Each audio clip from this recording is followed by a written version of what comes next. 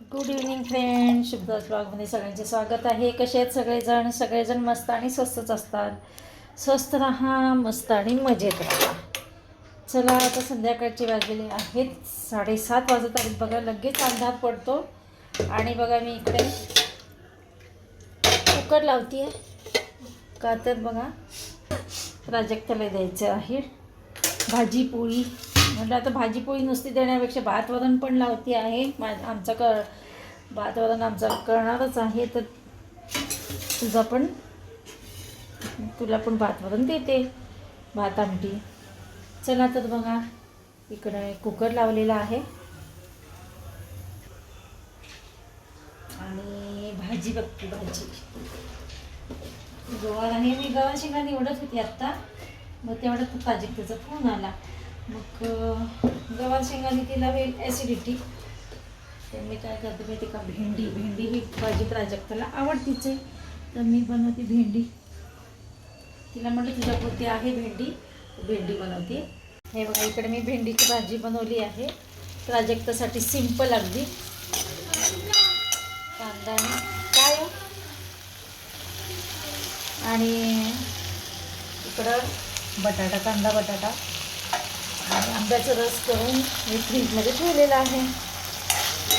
तर चला आता मी इकडे माझ्या सासूबाईंचं चाललेलं आहे जेवण. आणि ही माझी आलेली लेक.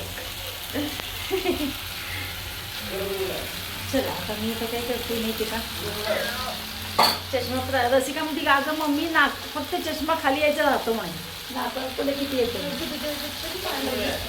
गोरीच आहे किती पांढरी गोरी आहे, गोरी पान आहे. तर बघा अशा प्रकारे माझं लेकरू आलेलं आहे जेवायला. लेकरू आलं आहे माझं जेवायला.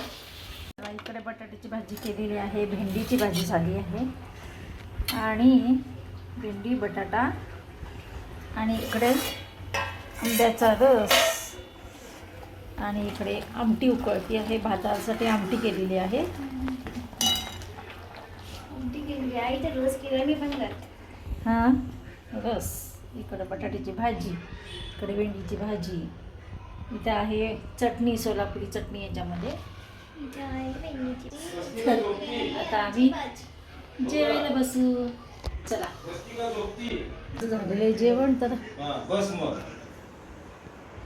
बसतील ना आपले जेवण होईपर्यंत. चला आता बसूया.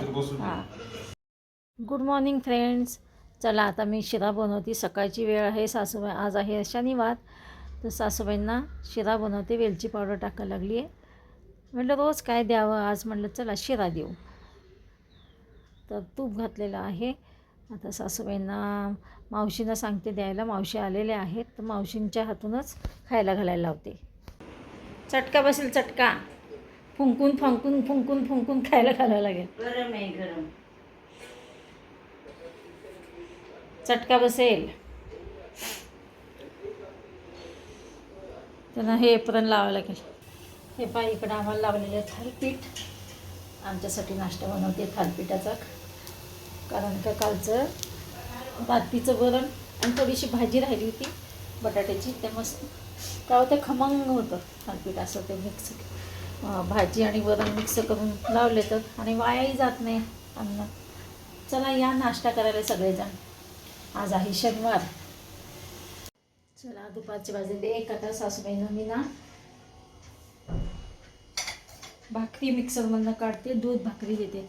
काय करा हा रोजचाच प्रश्न आहे. काय वेगवेगळं त्यांना करून द्यावं पातळ असं, हा रोजचा प्रश्न येतो बघा. आता काय करते, दूध भाकरी त्यांना मिक्सरमधनं काढते आणि देते. आणि मला लोणी काढायचं आहे, भरपूर काम आहेत. आत्ता मी विरांशकडे जाऊन आली. मग विरांश थोडंसं चक्कर मारून यावी, त्याला भेटून यावं म्हणून मी गेली होती. तर आत्ताच आलेली. आणि बघा